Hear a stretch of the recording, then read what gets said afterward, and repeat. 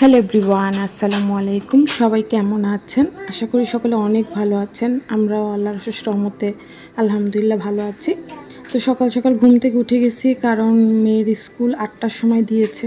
তো ওকে উঠায়ে নাস্তা করিয়ে স্কুলে নিয়ে যাওয়া অনেক জটিল একটা বিষয়, আর সেজন্য খুব তাড়াতাড়ি উঠতে হয়। তো উঠেই প্রথমে এক গ্লাস পানি খেয়ে নিচ্ছি আর মেয়ের ব্যাগটা গুছিয়ে ফেলতেছি, কারণ এটা বড় এক কাজ। ওর ব্যাগটা ঠিকমতো না গুছিয়ে দিলে দেখা যাবে স্কুলে গিয়ে এটা নিয়ে আসি নাই, ওটা নিয়ে আসি নাই। তো সে কারণে মেয়ের ব্যাগটা ঠিকমতো গুছিয়ে দিলাম। আর আমি প্রতিদিন সকালে এক গ্লাস পানি খাই। আসলে ইদানিং আমার ওজনটা অনেক বেড়ে গেছে, তো কমানোর চেষ্টা করছি, বাট এখন আর পারছি না, কেন আমি জানি না।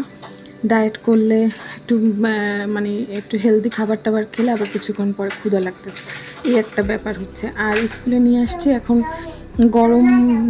গরমের জন্য আর কি, ওদেরকে স্কুল ড্রেস মানে বাদে অন্য ড্রেস পরে আসতে বলেছে। তো সেখানে ওরা এসেছে। আর আজকে স্কুলে অত স্টুডেন্ট আসে নাই, কারণ সকালবেলা তো আসলে বাচ্চারা ঘুম থেকে ঠিক করে উঠতে পারে না। ওদের এমনি ক্লাস থাকে 9টায়, কিন্তু এখন 8টায় করায় ওদের আর কি খুব কষ্ট হয়ে যাচ্ছে।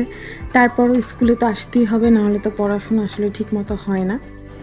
স্কুল থেকে ফিরে এসে আসলে ফ্রিজটা আজকে পরিষ্কার করব, কারণ ফ্রিজটা মোটামুটি ফাঁকা হয়ে গেছে। এখন পরিষ্কার করে আবার জিনিসপত্র রাখতে হবে।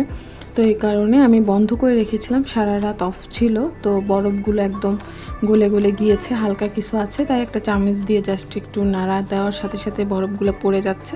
তো এটা পরিষ্কার করে নিব, কারণ এটা অনেক বড় একটা কাজ। এই যে এতগুলো বরফ জমেছে। তো আসলে ফ্রিজটা পরিষ্কার করা হয়ে গেলে আবার অন্যান্য কাজগুলো করতে হবে। এখনও ছোট বেবিটা ঘুমোচ্ছে, তো এই ফাঁকে আমার যতটা পারি কাজ সেরে নিতে হবে, কারণ তারপরে আবার আরিশাকে আনতে যেতে হবে। ওর হচ্ছে 10:30টায় ছুটি।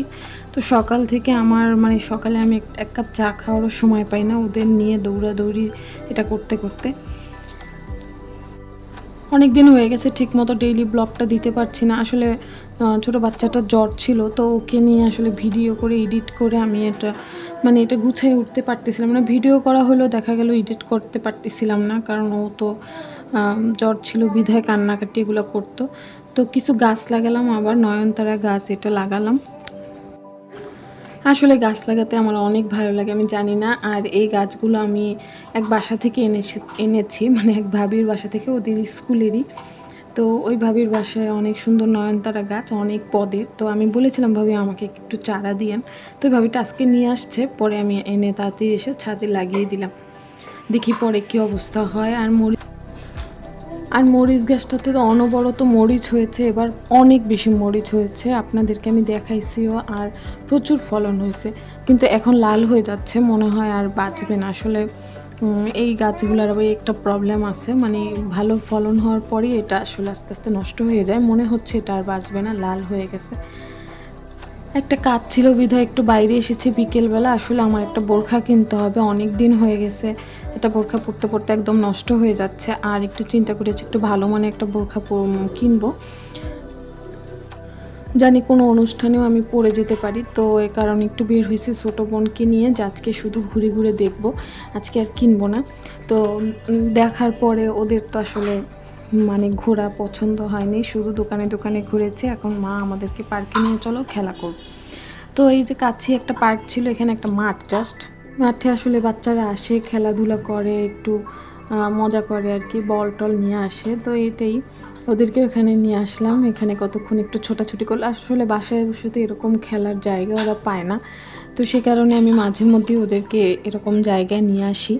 তো কিছুক্ষণ এখানে ছিল, পরে তো বাসায় চলে এসেছি। আর আজকে আর বোরখা কেনা হলো না, আর একদিন বের হতে হবে। আজকে শুধু দেখেছি, আজকে বিভিন্ন দোকানে দোকানে ঘুরেছি আর দেখেছি, কারণ যেহেতু একটু ভালো মানের একটা বোরখা কিনতে চাচ্ছি, তাই আগে একটু দেখে নিচ্ছি।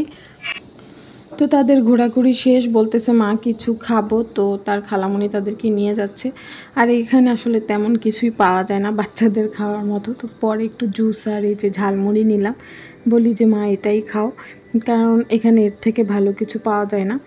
তো এটাই আমার মেয়েরা ঝালমুড়িও খায়, তো বড়টা ঝালমুড়ি খাচ্ছে আর ছোটোটা তো তেমন কিছু খাবে। তারপর বাসায় চলে এসে মেয়েকে লিখতে বসিয়ে দিয়েছি। আসলে ওর ফার্স্ট টার্ম এক্সাম হবে কিছুদিনের মধ্যেই, 23 তারিখে ওর এক্সাম। তো ওকে লেখাতে বসাইছি, ও লিখতেছে আর আমাকে জিজ্ঞেস করতেছে যে মা কোনটা হবে, কি করব। তো ওকে আমিই পড়াই, তো সেই কারণে আমি ওকে নিয়মিত প্রতিদিন সন্ধ্যার পরে তারপরে সকালে লেখাই। তো এই হলো, কেমন লাগলো ভিডিওটা আমাকে অবশ্যই জানাবেন, লাইক কমেন্ট করবেন, চ্যানেলটাকে সাবস্ক্রাইব করে পাশে থাকবেন। তো আজকে আর কথা বাড়াবো না, সবাই ভালো থাকবেন, সুস্থ থাকবেন, আল্লাহ হাফিজ।